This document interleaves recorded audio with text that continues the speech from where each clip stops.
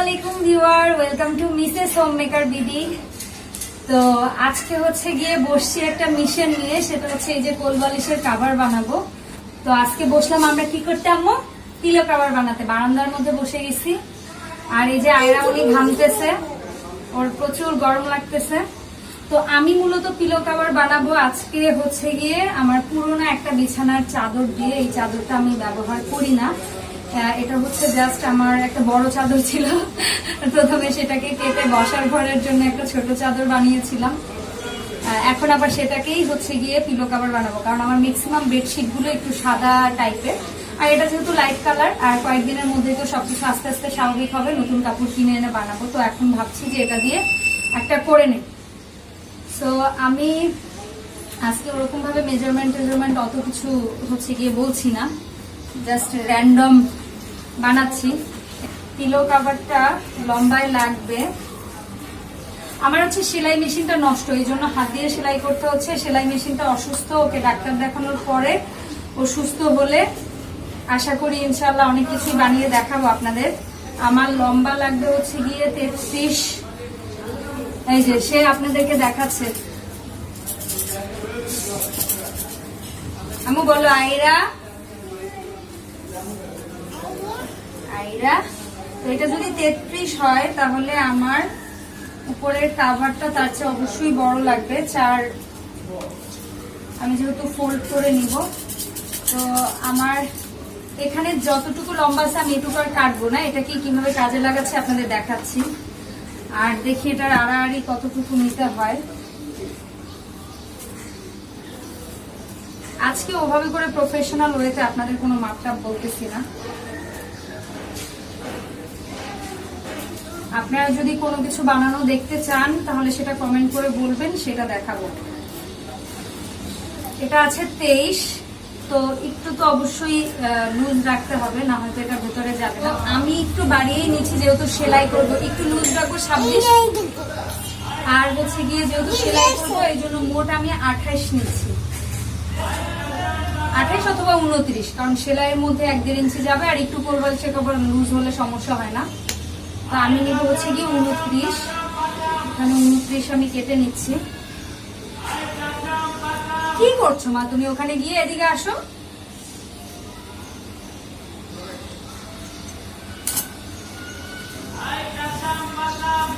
এইভাবে করে এক টান দিলে ইনশাল্লাহ ছিঁড়ে যাবে। দেখি অনেক দিনের প্র্যাকটিস নাই। বিসমিল্লাহির রহমানির রহিম।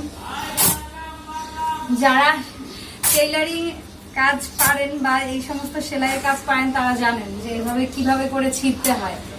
এই টেকনিকটা আমার প্রথম প্রচন্ড ভয় লাগতো, বাট তারপরে অবশ্য পারি তারপর থেকে। আচ্ছা, তো এখন আমি যে কাজটা করব সেটা হচ্ছে আমি খুব সিম্পল একটা ডিজাইন করব। কোনো মানে সিম্পল ডিজাইন বলতে আমি দুই পাশে এরকম কুচি হবে, মানে দড়ি থাকবে, দুই পাশেই দড়ি থাকবে, ওরকম ডিজাইনে কিছু একটা বানাবো। তো আমি তার জন্য প্রথমেই হচ্ছে গিয়ে সাইডটাকে ফোল্ড করে নিচ্ছি।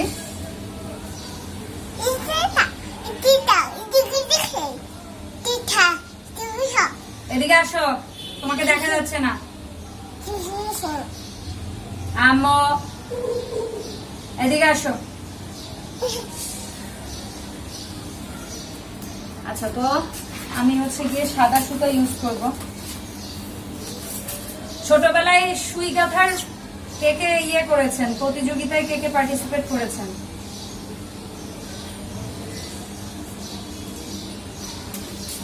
তো দেখা যাক আমি কত সেকেন্ডের মধ্যে হচ্ছে সুতাটা গাঁথতে পারি। আমি হচ্ছে ডাবল সুতা নিব, একটু যেন মজবুত হয়, যেহেতু হাত দিয়ে করবো।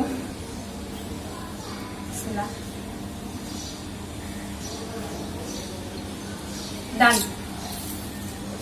ছোটবেলা আম্মু মামিরা যখন কাঁথা সেলাই করতো তখন হচ্ছে গিয়ে আমি এরকম সুই গেঁথে দিতাম। এভাবে বাসায় বসে আপনারা চাইলে আপনাদের পুরনো জিনিস রিসাইকেল করেও কিন্তু অনেক দরকারি জিনিসপত্র বানাতে পারেন। আসলে লকডাউনের মধ্যে আমার মেশিনটা ভালো থাকা দরকার ছিল, মেশিনটা নষ্ট হয়ে অনেক কিছু করতে পারিনি, তাহলে এই বুড়িটারও একটা ঈদের মধ্যে জামা বানিয়ে দিতে পারতাম। ঠিক না? কি করতেছো তুমি? গরম লাগতেছে? তুমি এখানে সুন্দরভাবে শুয়ে থাকো, শুয়ে থাকো। লক্ষ্মী মেয়ে। হ্যাঁ তুমি লক্ষ্মী মেয়ে। লক্ষ্মী মেয়ে না, তুমি পচা বলো। আইরা পচা।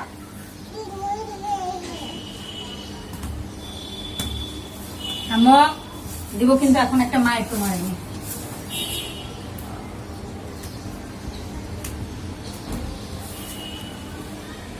তো এইভাবে করে জাস্ট সোজা স্টিচ দিয়ে যাব, খুব ইজি। তবে এর মধ্যে আমি যে কাজটা করব সেটা হচ্ছে এই জায়গায় এসে কিছুটা জায়গা গ্যাপ রাখবো, আর সেই গ্যাপটা কেন রাখবো সেটাই আপনাদের সাথে শেয়ার করব।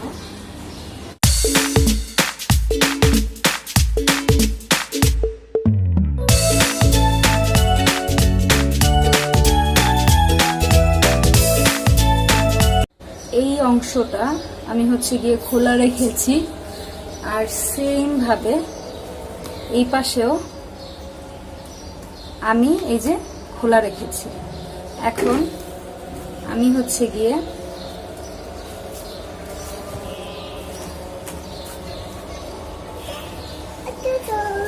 এই অংশটা খোলা রেখেছি কেন, এতক্ষণে আপনারা অনেকেই বুঝতে পারছেন, ঠিক না?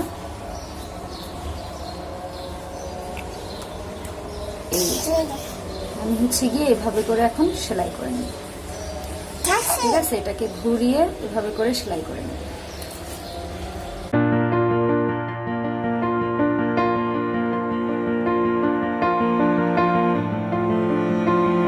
তো এই যে কোলবালিশ বানানোর ডান।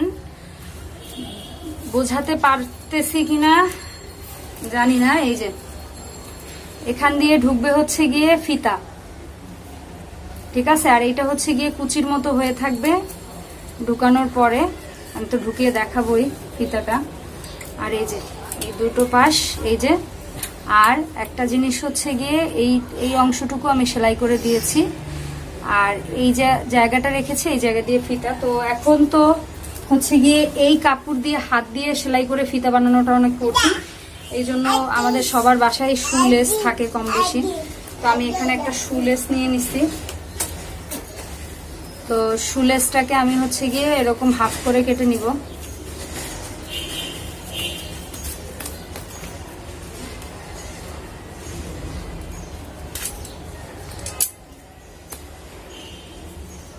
যেহেতু আমার আরো একটা বানাতে হবে, সবকিছু জং টং ধরে অবস্থা খারাপ। ছোট্টবেলায় কে কে এরকম সালোয়ারের মধ্যে ফিতা, তারপর পেটিকোট, তারপর আর কিসের মধ্যে এরকম ইয়া করতে হয় আমি ভুলে গেছি। আমার অবশ্য আমি রাবার দিয়ে বেশি সালোয়ার পরতাম, আমার ফিতা দিয়ে সালোয়ার ওয়াশরুমে যাওয়ার আগে গিফট। আম্মু আম্মু তোমার কি সালোয়ারে ফিতা দিয়ে দিব? ওয়াশরুমে যাওয়ার আগে গিফট লাগে গেলে কি করবা? ছোটবেলায় কম বেশি সবারই কিন্তু এই ধরনের একটা না একটা গল্প আছে যে সালোয়ারে গিট্টু লাগে গেছে। পেটিকোটে গিট্টু লাগলে অসুবিধা নাই, কিন্তু সালোয়ারে গিট্টু লাগলে সমস্যা শেষ। এরকম কার কার হয়েছে কমেন্ট করে বলবেন। আমি এই যে ফিতাটা গেঁথে নিলাম, সেম ভাবে ওই পাশেও হচ্ছে গিয়ে ফিতাটা গেঁথে নিব।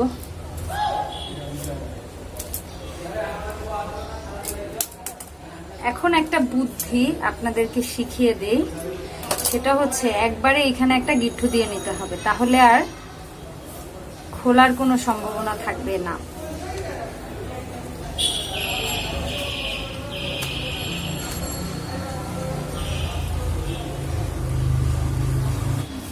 কোলবালিশের কভার হয়ে গেছে বানানো, আরো একটা বানাই নিব। তবে আজকে আর আলো কমে গেছে, আজকে আর বানানোর মতো এনার্জি নেই, ওইটা আবার কালকে বানাবো। অলস হয়ে গেছে, অলস। আর এই যে তুরতুরানি থাকলে কাজ একটা করতে নিলে আর একটার মধ্যে ই করবে। এখন আমি পিলোটাকে কভারটার মধ্যে নিয়ে নিচ্ছি।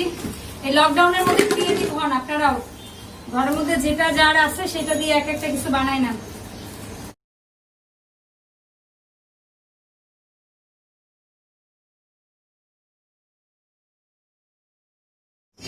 আসো আইরা, তুমি কোলবালিশ নিয়ে যাও। আসো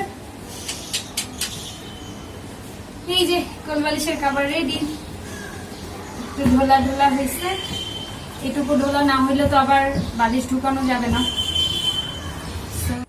আমাদের আয়রা বুড়ি হচ্ছে জীবনে প্রথম লিচু খাচ্ছে।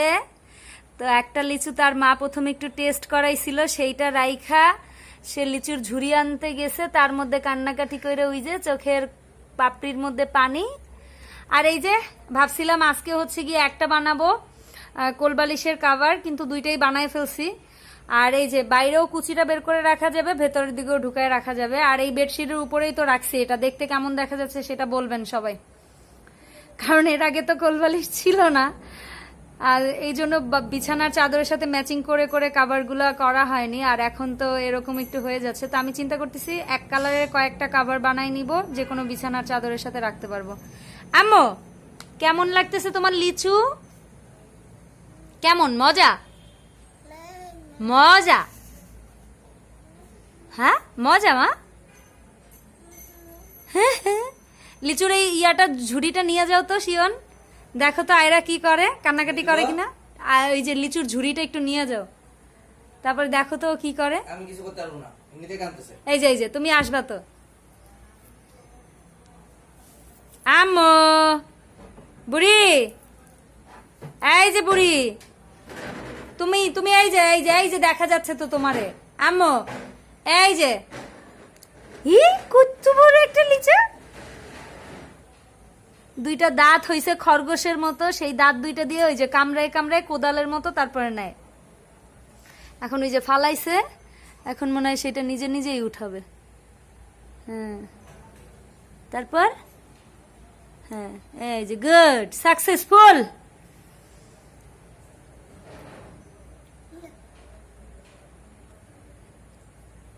তা আমাদের আয়রা বুড়ির প্রথম লেচু খাওয়া আপনাদের কেমন লাগছে কমেন্ট করে জানাবেন। রান্নাঘরের অবস্থা, হাঁড়ি পাতিল কিছু ধুয়ে রাখা হয়েছে, এখন এগুলো একটু গোছগাছ করে রাখবো। তবে চিন্তা করতেছি এগুলো গোছগাছ করার আগে একটু ভাত বসাই দিব। ভাতটা আমি যেই বেলাটা ওই বেলায় হচ্ছে গিয়ে বেশি করা হয় অথবা নষ্ট হয়, এই জন্য।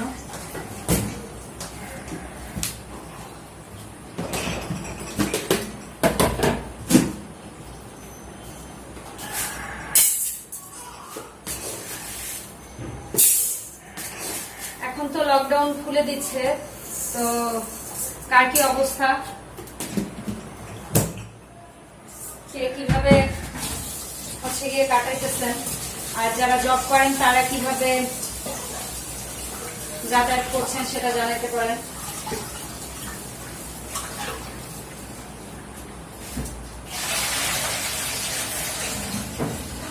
থ্যাংক ইউ সো মাচ যে এতটা সাপোর্ট করতেছেন আপনারা, ভিডিওতে অনেক সুন্দর সুন্দর কমেন্ট পাচ্ছি।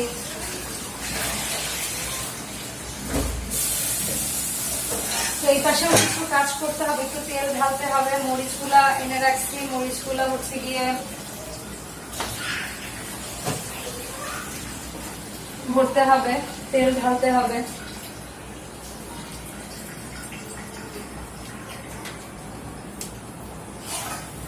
ভাতটা আর ডালটা বসাই দিয়ে তারপরে একটু টুকিটাকি কাটাকাটির কাজ আছে, ওগুলা করবো। ডালের হাঁড়িটা করবো।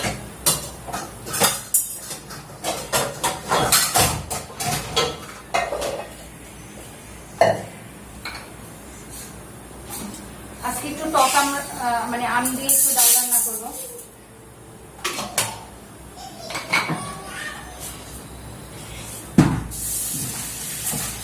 অনেকদিন হচ্ছে টক আম দিয়ে ডাল রান্না করতেছি না। আর আজকে একটু পাঙাশ মাছ রান্না করব আলু দিয়ে, এই তো সিম্পল রাত্রেবেলা।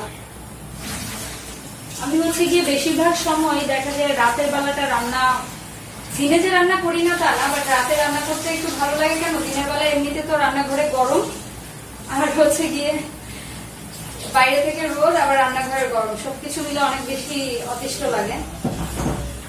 এজন্য বেশি রান্না বান্না হলে রাতের বেলাই করি। আপনারা কোন টাইমে রান্না করতে বেশি পছন্দ করেন?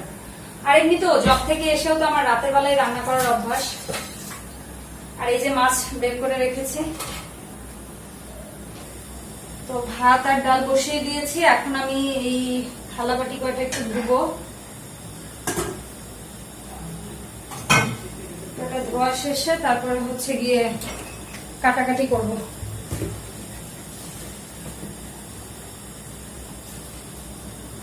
আর আগে শুকনো যেগুলো আছে এগুলো একটু সরিয়ে নেই, না হলে আবার ভিজে যাবে। এক একটা এক জায়গায় রাখা হয়, গুছিয়ে রাখাটা অনেক বেশি কঠিন কাজ। গুছানো থাকে না আসলে, সব সময় গুছিয়ে রাখতে হয়।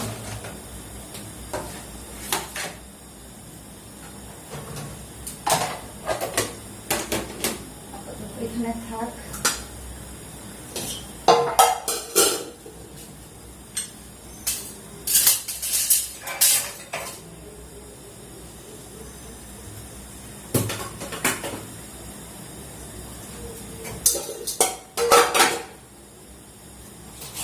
আমি থালা বাটি কয়টা ধুয়ে নিব।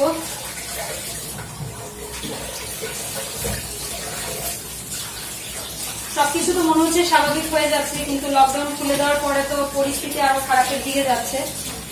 মৃত্যুর সংখ্যা বাড়ছে, আক্রান্তের সংখ্যা বাড়ছে। আসলে এই সংখ্যাটা বাড়ার পেছনে লকডাউন বা ইয়েটা দায়ী না, আমার কাছে মনে হয় মানুষের অসচেতনতাটা বেশি দায়ী। মানুষ এখনো এই রোগটাকে অনেক বেশি অবহেলা করছে বা অনেক বেশি এটা নিয়ে অনেক বেশি ছেলে খেলা করছে, সিরিয়াস না অনেকেই।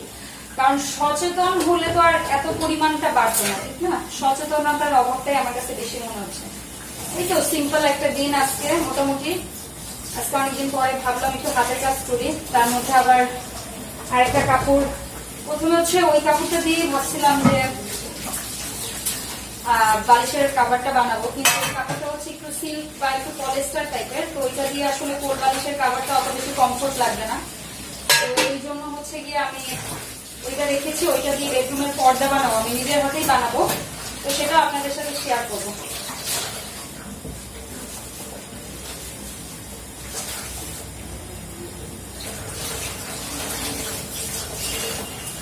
ডান, এখন একটু কাটাকাটি করে নিব।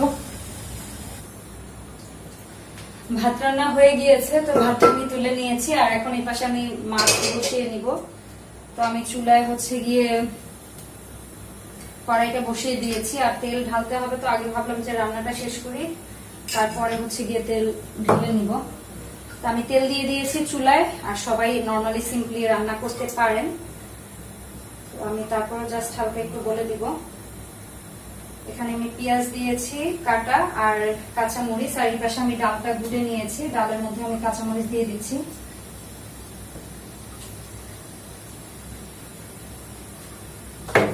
আর ডালে দেওয়ার জন্য আমি এখানে হচ্ছে গিয়ে আম বের করে নিয়েছি, তো আমগুলো আমি হচ্ছে গিয়ে দিয়ে দিব ডালের মধ্যে।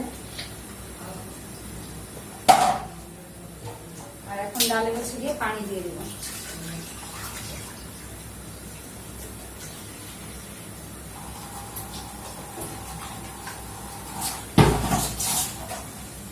ডালের মধ্যে একটু জাস্ট লবণ আর হলুদ দিয়ে দিব, আর জিরে গুঁড়া। যেহেতু টক আম, লবণটা তো একটু বেশি লাগে।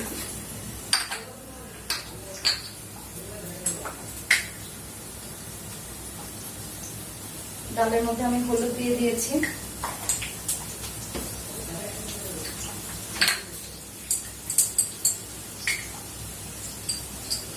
আর জিরা গুঁড়া দিয়ে দিচ্ছি হাফ চা চামচ, আর হাফ চা চামচের একটু কম পরিমাণ আমি হলুদ গুঁড়া দিয়েছি। তো ডালটা এদিকে হতে থাকুক, আর আমি হচ্ছে গিয়ে মাছের জন্য মশলাটা বসিয়ে নিই। হালকা একটু ব্রাউন হয়ে ভাজা হয়ে গেলে পেঁয়াজ আর কাঁচামরিচটা আমি এখানে বাটা মশলা ব্যবহার করব। যদিও মাছের ক্ষেত্রে আদা পেস্ট আর রসুন পেস্টটা আপনারা কম ইউজ করলেও হবে, শুধু জাস্ট রসুন পেস্ট দিলেও হবে। আমি সামান্য তারপরে একটু আদা পেস্ট দিব, আমার কাছে ভালো লাগে।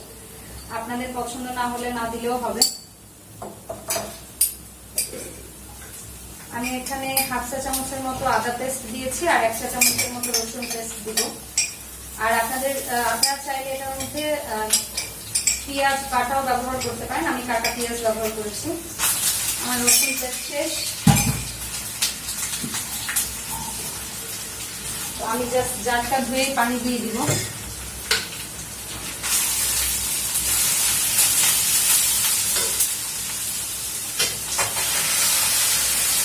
এখন মশলাটা ভুনা করার জন্য আমি হচ্ছে গুঁড়া মশলাগুলো সব দিয়ে দিচ্ছি। অ্যাজ ইউজুয়াল এখানে 1/2 চা চামচের মতো হলুদের গুঁড়া দিচ্ছি। কাঁচা মরিচ যেহেতু দিয়েছি তাই 1/2 চা চামচের মতোই আমি লাল মরিচের গুঁড়াটা দিব। পরিমাণ মতো লবণ দিব।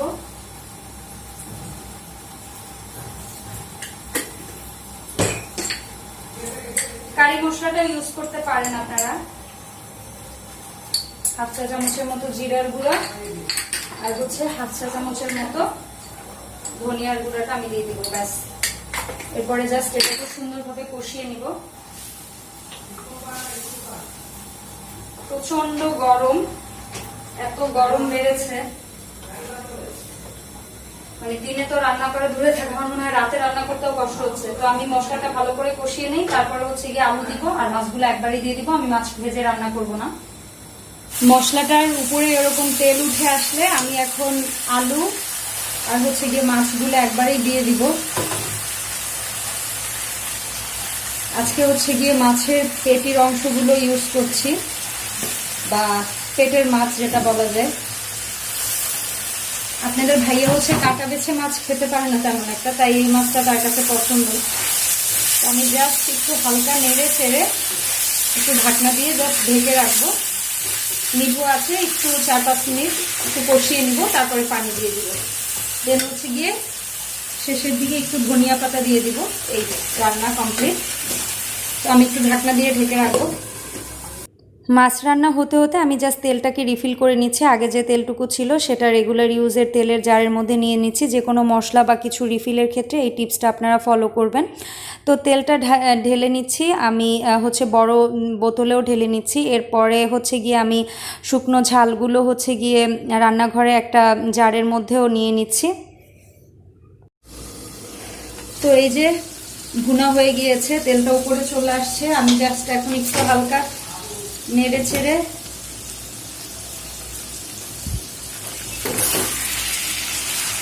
নরম আছে, আমি একটু হালকা পানি দিয়ে দিব।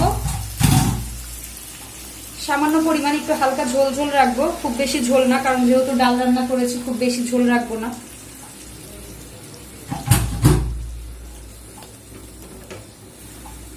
একদমই হালকা ঝোল রাখবো। মাছ রান্নাটা হয়ে গিয়েছে, আমি এইটুকু ঝোলই রাখবো। আর এখন এই পর্যায়ে আমি জাস্ট এর মধ্যে ধনিয়া পাতা দিয়ে দিব। ব্যাস, খেতে বেশ মজাই হবে আশা করি। আমার কাছে যে কোনো রান্নায় মাছ, বিশেষ করে মাছের রান্নায় হচ্ছে গিয়ে হালকা একটু পাশে আলু দিলে আর হচ্ছে গিয়ে রান্না শেষে একটু ধনিয়া পাতা দিলে খেতে ভীষণ ভালো লাগে। তো মাছ রান্না তো শেষ, এখন আমি এই চুলাটার মধ্যে হচ্ছে গিয়ে ডালে ফোড়ন কাটার জন্য ফোড়নটা নিয়ে নিব। এই যে আমার মাছের কালার টালার দেখেছেন তো।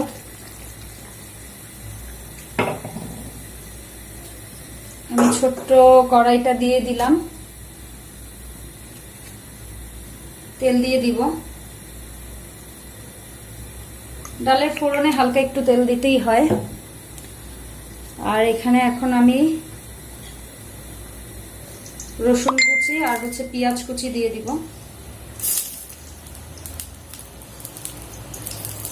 আর সাথে হালকা একটু শুকনো মরিচ। আর আমি হচ্ছে গিয়ে এই ধনিয়ার গুঁড়াটুকু হচ্ছে গিয়ে ওই ডালের মধ্যেই দিয়ে দিব। সরি, ধনিয়া পাতা, ধনিয়ার গুঁড়া বলছি। তো আমি আজকে চুলাটা অফ করেই হচ্ছে ডালে ফোড়নটা দিয়ে নিচ্ছে। অনেক আপুরাই বলেন যে ডালে ফোড়ন দেওয়ার সময় ডালটা যেন চুলাটা অফ থাকে। তো আজকে টেস্ট করে দেখি কেমন হয়েছে, আশা করি ভালোই হবে। তো এই তো ছিল আমাদের আজকের ব্লগ। কেমন লেগেছে কমেন্টে জানাবেন। সবাই ভালো থাকবেন, সুস্থ থাকবেন, আমাদের জন্য দোয়া করবেন। নতুন ব্লগে আবার দেখা হবে। আল্লাহ হাফেজ।